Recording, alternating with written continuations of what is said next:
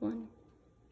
Hello, my name is Zackery Wortman. Today I will be demonstrating to you how to juggle a soccer ball.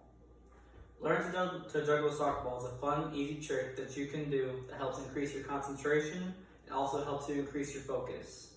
I've been playing soccer for about 17 years now, and I've been learning about this specific skill for about 15 years, which makes me feel qualified to be able to teach you this skill today.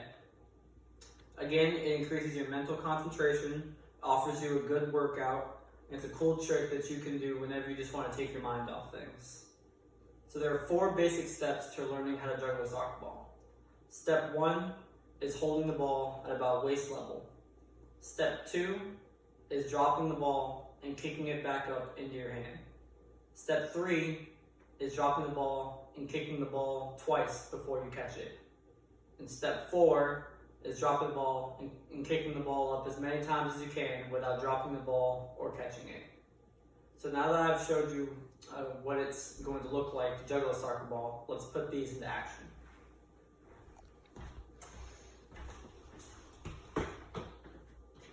Step 1 of juggling a soccer ball is keeping the ball at about waist level.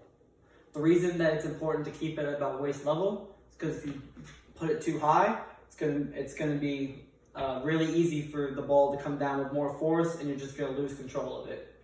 So when you're beginning, it's very, very important that you keep it at about waist level when you drop it.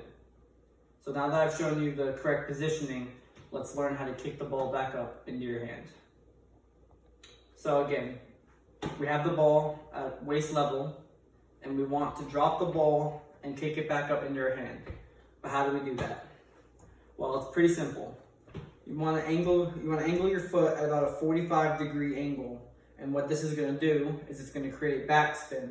And that backspin, it keeps the ball close to your foot, and it also helps keep the ball in the center of your foot so the ball doesn't go everywhere.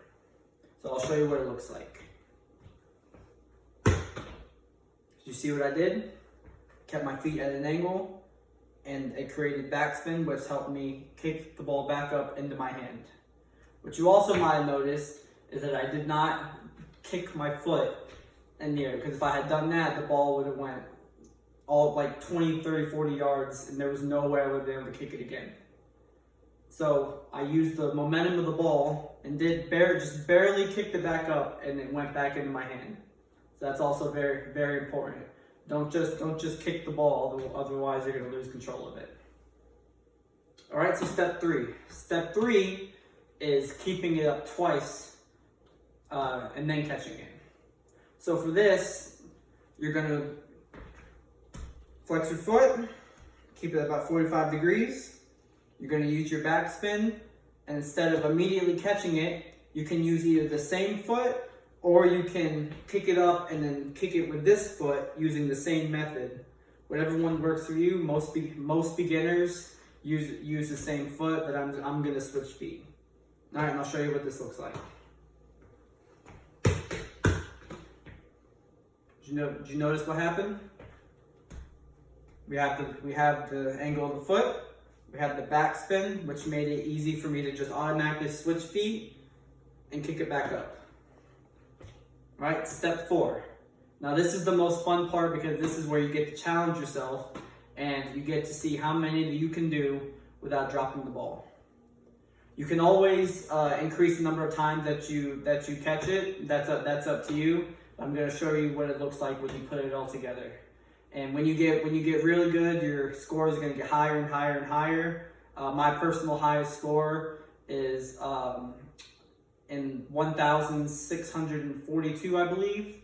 And but it's taken me years of practice. So I'll show you what 10 looks like. So we have the ball. We have about waist level. We're going to drop the ball, and we're going to keep it up 10 times. 1, 2, 3, 4, 5, 6, 7, 8, 9, 10. So that's 10. And again, you're just going to keep it up until you drop it or without catching it. And that's it.